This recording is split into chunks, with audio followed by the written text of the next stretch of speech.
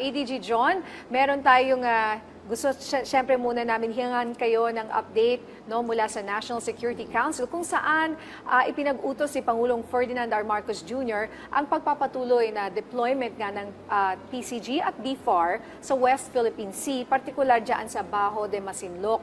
Ano po ang detalye dito, ADG? Well, unang-una, partner, ay naging matagumpay yung ating rotational resupply mission para sa ating mga mangingisda sa Bajo de Masinloc. No? It was very successful dahil natulungan po natin ang 21 na mga commercial fishing vessels na nandoon. No? Lumalakas kasi ang loob ng ating mga kababayang mangingisda pag nakikita nila na nandoon ang pamahalaan. And because of that, nakapagbigay po tayo ng almost 21 tons of fuel. Ganun kadami, partner, no?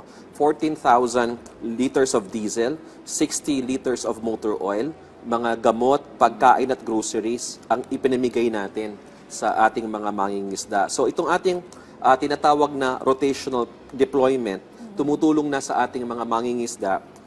Ang pangalawa pang maganda dito, it flies the flag. No? Meaning, we are implementing the 2016 arbitral ruling. No?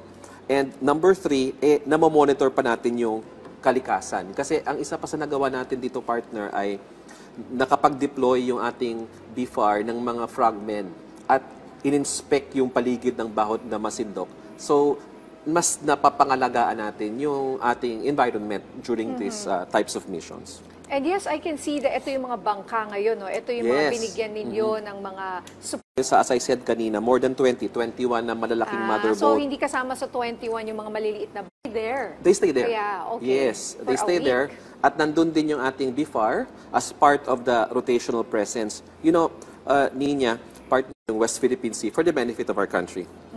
And I heard very rich yung lugar na yan sa mga isda at marami talaga silang nakukuha. And dati, pahirapan, no? Walang nakikitang Coast Guard, wala yung BFAR, wala yung Philippine flag na malaki. Yes. So maganda ngayon na sinasamahan na natin sila, or at least yung presence ninyo is really being felt in that area. Ngayon, so ngayon naman, ADG, ano ang panawagan ng pamahalaan sa mga mangingisda dyan sa Bajo de Masinloc at sa iba pang lugar dyan sa West Philippine Sea? Well, unang-una, gusto nating manawagan sa ating mga kababayan mangingisda. Tuloy-tuloy lang po kayong mangisda dyan. No? That is part of our territory and the government is going to support you.